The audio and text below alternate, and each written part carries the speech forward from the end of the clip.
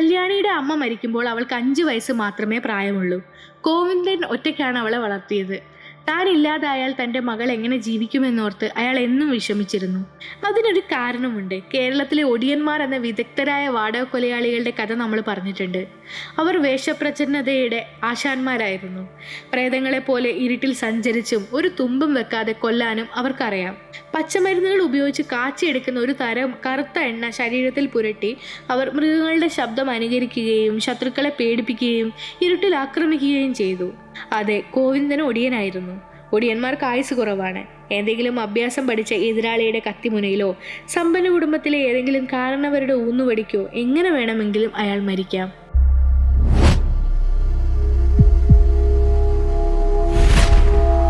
ഒടിയന് കൂട്ടുകാരും നാട്ടുകാരും ഉണ്ടാവില്ല. എല്ലാവരും പേടിയോടാണ് അവരെ നോക്കുന്നത്.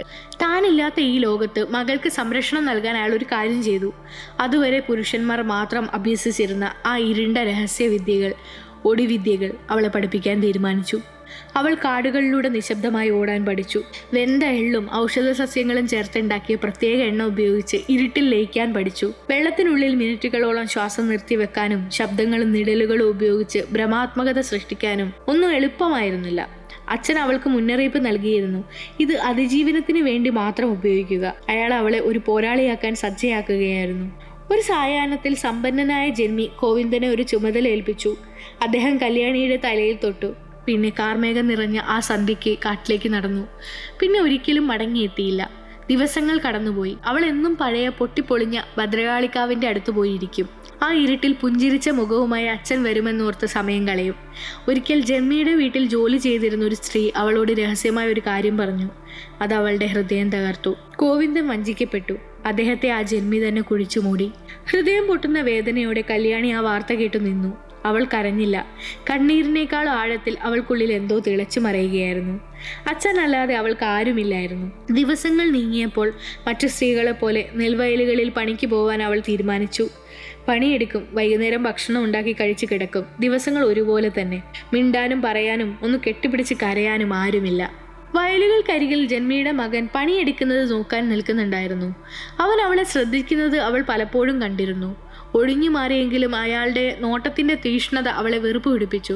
നോട്ടം പിന്നീട് അനാവശ്യ വാക്കുകളായി. പിന്നീട് അത് വൃത്തികെട്ട സ്പർശനങ്ങളായി. അവൾ എതിർക്കാൻ ശ്രമിച്ചെങ്കിലും ആരും അവളെ സഹായിച്ചില്ല. അല്ലെങ്കിലും ആരെങ്കിലും സഹായിച്ചാൽ അവരുടെ അവസ്ഥ പിന്നീട് എന്താവുമെന്ന് അവൾക്കറിയാം. ഒരു അമാവാസി രാത്രി ഒരു പോലീസുകാരനും ജന്മിയുടെ വേലക്കാരനും കല്യാണിയുടെ വീട്ടിലെത്തി. അവളെ വലിച്ചിഴച്ച് വയലിലെ ഏറുമാടത്തിലെത്തിച്ചു. അവിടെ ആ ജന്മിയുടെ മകനുണ്ടായിരുന്നു. ആ 3 പുരുഷന്മാരും അവളെ ക്രൂരമായി ഉപദ്രവിച്ചു. അല്ലെങ്കിലും ഇത്തരം കാര്യങ്ങൾക്ക് അയിത്തവും തൊട്ടുകൂടായ്മയും ഒന്നും ഇല്ലല്ലോ. അവൾക്കൊന്നും അനങ്ങാൻ പോലും കഴിഞ്ഞില്ല. മരിച്ചെന്ന് കരുതി അവരവളെ കാട്ടിൽ ഉപേക്ഷിച്ചു. പുകയുടെയും ഔഷധങ്ങളുടെയും മണം. അവൾ ഉണർന്നപ്പോൾ അവൾ ഒരു കുടിയിലാണ്. മുഖത്ത് ഭസ്മം പൂശി ഒരു സ്ത്രീ അവളെ ശുശ്രൂഷിക്കുന്നു. നങ്ങേലിയമ്മ. നങ്ങേലിയമ്മയ്ക്ക് ഊരുവിലക്ക് കിട്ടി നാട്ടിൽ നിന്ന് പുറത്താക്കപ്പെട്ടതാണ്. ദുർമന്ത്രവാദം ചെയ്യുന്നു എന്നതാണ് കുറ്റം. അവർ കാട്ടിൽ മരങ്ങൾക്കിടയിൽ ഒരു കുടിൽ കെട്ടി താമസിക്കുന്നു. രഹസ്യമായി ദുർമന്ത്രവാദം ചെയ്യാൻ അവരുടെ അടുത്ത് പലരും വരാറുണ്ടെന്നത് മറ്റൊരു സത്യമാണ്. കല്യാണിയെ അവർ ജീവിതത്തിലേക്ക് തിരിച്ചു കൊണ്ടുവന്നു. അവർ അവളുടെ ചെവിട്ടിൽ ഒരു കാര്യം പറഞ്ഞു. മാനസികമായും ശാരീരികമായും തകർന്നാൽ 2 വഴികളേ ഉള്ളൂ. ഒന്നുകിൽ മരിക്കുക, അല്ലെങ്കിൽ ഭയം തന്നെയായി മാറുക. കല്യാണിക്ക് മറ്റൊന്നും ചിന്തിക്കാനുണ്ടായിരുന്നില്ല. അവൾക്ക് മരിക്കണ്ടായിരുന്നു. താൻ ഈ ലോകത്ത് ജീവിക്കാനാണ് അച്ഛൻ തന്നെ പരിശീലിപ്പിച്ചത്.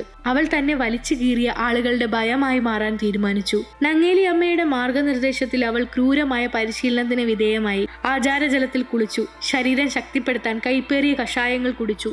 പുരാതന മന്ത്രങ്ങൾ പഠിച്ചു. ഒന്നും എളുപ്പമായിരുന്നില്ല.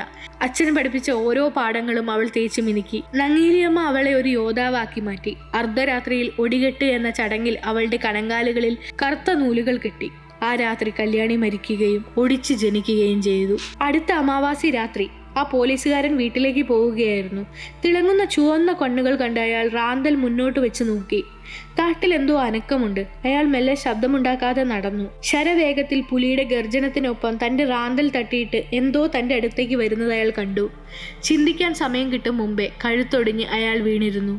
പിറ്റേന്ന് അയാളുടെ ശവം കണ്ട് ആളുകൾ പേടിച്ചു. 2 ദിവസത്തിന് ശേഷം ഒടിഞ്ഞ കഴുത്തുമായി ജന്മിയുടെ വേലക്കാരനെ വയലുകൾക്കരികിലെ ആ ഏറുമാടത്തിനടുത്ത് കണ്ടെത്തി. ഒരു ഒടിയൻ നാട്ടിലിറങ്ങിയിരിക്കുന്നു എന്ന് നാട്ടിലെല്ലാവരും പറയാൻ തുടങ്ങി. രാത്രികളിൽ ആളുകൾ പുറത്തിറങ്ങാതായി. നാടിനു പുറത്ത് സംബന്ധ വീട്ടിൽ പോയ ജന്മിയുടെ മകൻ മടങ്ങിയെത്തിയത് അന്നാണ്. ആ ദിവസത്തിനായി അവൾ കാത്തു നിൽക്കുകയായിരുന്നു. ഒരു വവ്വാലിനെ പോലെ അവൾ ആലിൻ്റെ മുകളിൽ തൂങ്ങിക്കിടന്നു. അയാൾ അതിന് താഴെ എത്തിയപ്പോൾ നിഴലായി ഊർന്നിറങ്ങി കഴുത്തൊടിച്ച് നിലത്തേക്കിട്ടു. അവളുടെ കണ്ണുകൾ കത്തുന്നുണ്ടായിരുന്നു. അയാൾ നിലത്ത് വീണ് പിടഞ്ഞു. മരണവെപ്രാളത്തിൽ കയ്യിൽ കിട്ടിയ ഒരു കല്ലുകൊണ്ട് മണ്ണിൽ ഒടിച്ചി എന്നെഴുതി. പ്രഭാതമായി ആളുകൾ അടുത്ത ശവം കണ്ടെത്തി. എല്ലാവരുടെയും കഴുത്ത് ഒടിഞ്ഞിരിക്കുന്നു. സാക്ഷികളില്ല. പക്ഷെ മരിച്ച 3 പേരും ആ നാട്ടിലെ പെണ്ണുങ്ങളുടെ പേടി സ്വപ്നമായിരുന്നു. അതോടെ അവിടെ ആ കഥ പരക്കാൻ തുടങ്ങി. ഏതെങ്കിലും പെണ്ണിനെ ഉപദ്രവിച്ചാൽ ഒടിച്ച് കടവാതിലായും കരിമ്പുലിയായും വരും. അസ്ഥികൾ ഒടിച്ച് കൊന്നുകളയും.